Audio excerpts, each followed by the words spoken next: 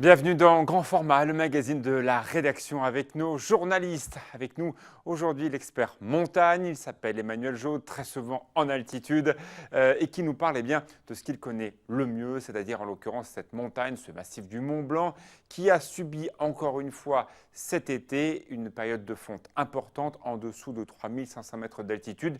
C'est finalement comparable à des étés plus chauds. Bonjour Alexis, tout à fait. C'est vrai que le massif du Mont Blanc, c'est un véritable baromètre pour les alpinistes et pour tous les scientifiques qui regardent un petit peu tout ce qui est fonte des glaces. Et on le sait, même si cet été n'a pas été le plus chaud, les glaciers ont beaucoup fondu. On parle de 3 mètres sur la mer de glace, juste au niveau de l'épaisseur. Oui, ce qui veut dire que ça correspond à un été aussi chaud qu'il y a 2 ans, où le mois de juillet était meilleur. Là, la chaleur était plutôt sur la fin de la période. Et pourtant, voilà, 3 mètres. Il a très peu neigé cet hiver. Donc voilà, les choses ne se sont pas améliorées. Alors cette montagne qui est sous très haute surveillance, l'objectif c'est de comprendre effectivement ces différences de température et aussi comment le permafrost est en train d'évoluer. Les scientifiques sont aujourd'hui au chevet de la montagne. On regarde votre tout premier reportage. La montagne évolue. Poussée par le réchauffement climatique, la fonte des glaces permet aujourd'hui de mieux se rendre compte de cette transformation. Qu'il s'agisse d'un phénomène naturel cyclique ou que l'homme y ait joué un rôle, cela ne change rien, il faut désormais s'adapter. En effet, la plupart des itinéraires jugés sûrs il y a quelques années encore ne le sont plus forcément aujourd'hui. L'incidence du réchauffement climatique fait que les moraines sont de plus en plus importantes et donc l'accès aux refuges, qui sont généralement sur des altitudes de 2600-2700 mètres, sont de plus en plus difficiles. Il faut les revoir. Parce qu'en termes d'accidentologie, les choses ont évolué. La communauté de communes de la vallée de Chamonix-Mont-Blanc a donc investi plus de 80 000 € cette année pour réaménager le sentier d'accès au refuge de la Charpoix et du Couvercle. Mais il ne s'agit là que de la partie émergée de l'iceberg, car aujourd'hui ce sont tous les accès aux zones d'altitude qui sont concernés. Je pense que les marges d'approche se rallongent, donc les trajets sont un petit peu plus longs et demandent, oui, un petit peu plus d'expérience de la haute montagne. Vu la tournure que ça prend dans les années à venir, effectivement, je pense que le problème des accès va devenir assez régulier et il va falloir très régulièrement reprendre en compte ces accès à ces différents refuges pour essayer de trouver les endroits les plus sécuritaires. Même topo un peu plus bas sur le glacier. Si ici ce n'est pas la sécurité qui est en cause, c'est bel et bien la présence de l'homme que ces jeunes étudiants veulent amoindrir, ou en tout cas le nombre de ces déchets.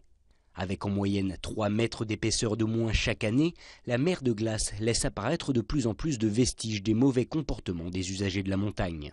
Cette idée, elle a émergé en 2011-2012 avec un groupe d'étudiants de l'IDRAC qui a voulu aller nettoyer le Mont Blanc, justement, parce qu'ils se sont rendus compte qu'il y avait de plus en plus de randonneurs, d'alpinistes, et ils ne prenaient pas soin de la montagne.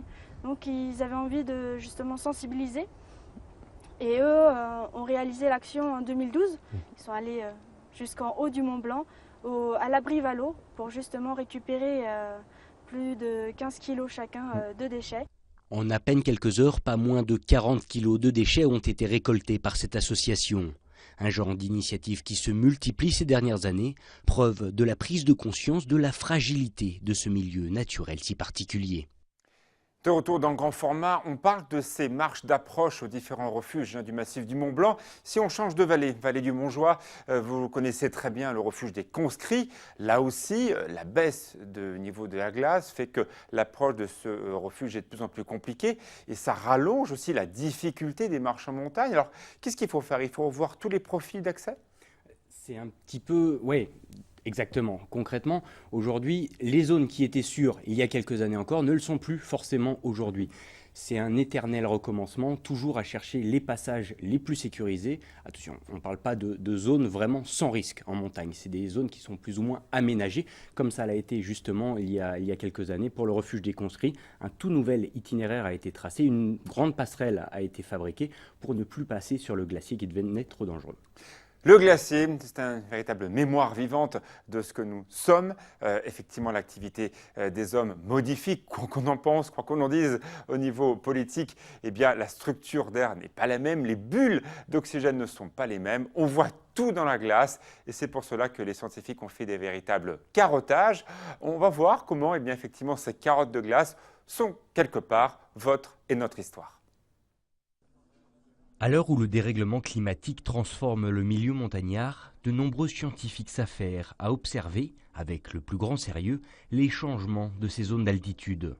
Glaciers, sommets, mais aussi permafrost et hydrométrie sont autant d'études menées depuis déjà plusieurs années. Aujourd'hui, on a de la technologie qui a beaucoup évolué depuis une dizaine d'années. On sait extraire beaucoup d'informations d'une carotte de glace. Et on a vu à quel point ces technologies, elles se développent rapidement.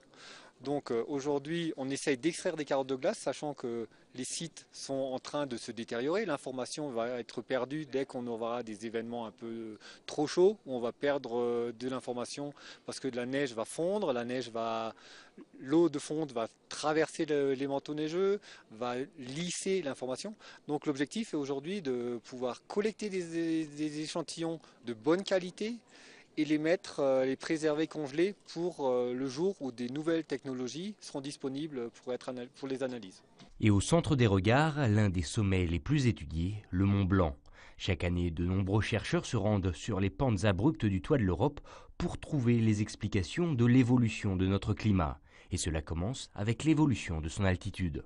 À cette altitude-là, on n'a quasiment pas de fonte. La fonte se compte en quelques millimètres par an. Donc l'altitude du Mont Blanc n'est absolument pas conditionnée par la fonte et donc absolument pas conditionnée par le réchauffement climatique. Pourtant, la recherche va aujourd'hui beaucoup plus loin avec la récolte d'échantillons de glace qui ne profiteront qu'aux futures générations. Alors aujourd'hui, on travaille beaucoup sur le changement climatique, sur les informations de variation de température, sur des informations des émissions de polluants depuis l'ère industrielle. Par contre, on développe de plus en plus de techniques analytiques qui peuvent apporter des informations sur l'évolution de certaines bactéries, l'évolution de certains virus. Les techniques sont en train d'être mises au point, mais en train d'être testées sur des échantillons de neige, mais ne sont pas encore au point aujourd'hui pour faire de la reconstruction du passé. Donc l'objectif est vraiment d'avoir des échantillons qui restent disponibles pour ce genre d'analyse dans le futur. C'est donc aujourd'hui que se récoltent les informations de demain. Une anticipation forcée par le climat, mais qui a au final permis une prise de conscience et une mobilisation sans précédent autour de ces enjeux climatiques d'altitude, véritable bibliothèque de l'histoire de notre planète. Le problème est le jeu dont on vient de voir à l'instant dans ce reportage, le vôtre d'ailleurs. En bas, en dessous de 3500 à 3700 mètres d'altitude, les glaciers vont fondre et seront condamnés à une échelle de 50 à 100 ans. Personne n'est capable de le dire vraiment. Par contre, plus haut, entre 3500 et 4810 mètres d'altitude, là, la glace n'évolue pas. Donc, il suffit simplement que ces scientifiques prennent leurs carottes plus haut et puis il n'y aura pas de souci. À peu près, sauf que la qualité de la neige et les précipitations vont quand même un petit peu jouer. Comme on le voyait dans le reportage, les infiltrations d'eau qui vont devenir un petit peu plus fréquentes dans les prochaines années vont un petit peu ternir ce profil de glace qu'on pourrait étudier. Alors aujourd'hui, on n'a pas encore la technologie nécessaire pour sortir toutes les informations qu'on voudrait. C'est pour ça que toutes ces carottes de glace qui ont été récoltées sont aujourd'hui stockées dans une base franco-italienne en Antarctique, dans les dizaines de prochaines années, pour, on espère en tout cas, avoir la technologie nécessaire pour en tirer toutes les conclusions d'ici quelques temps. Le réchauffement climatique est 2 à 4 fois plus fort dans les Alpes que partout en France. Pourquoi ? Eh bien parce qu'effectivement la montagne est très exposée. On regarde votre reportage qui est un bilan de ce que l'on peut retenir de ces changements là-haut dans la montagne. Surveillé depuis des années, le massif alpin fait aujourd'hui office de baromètre du réchauffement climatique. Fonte des glaces, fonte du permafrost, affaissement de certains sommets sont autant de points qui permettent aux scientifiques de tracer une carte précise de la transformation de la montagne. On a surtout sélectionné des sites où on a observé un réchauffement de la température dans le glacier. Donc au col du Dôme par exemple, on a mesuré qu'en 15 ans, la température de la glace a augmenté d'1,5 degré.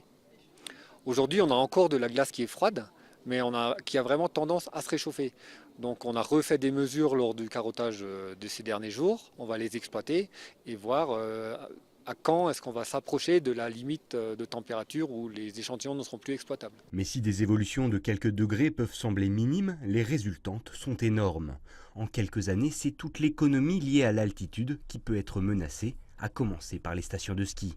Les choses évoluent énormément à cause du réchauffement climatique entre autres, donc les quantités de glace s'amenuisent, les moraines grandissent, sont de plus en plus raides et instables. Le problème est exactement similaire dans certains endroits pour des pentes qui se skiaient l'hiver et qui ont énormément de mal à se mettre en conditions hivernales pour pouvoir les skier, tel que cet hiver par exemple, je pense au pas de chèvre.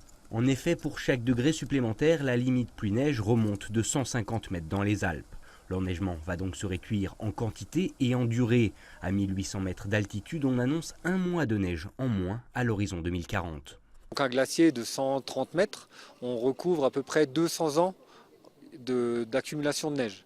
D'autres sites, par exemple à l'Illimani, le prochain objectif en Bolivie, l'accumulation elle est moindre, elle est de l'ordre d'un demi-mètre de neige.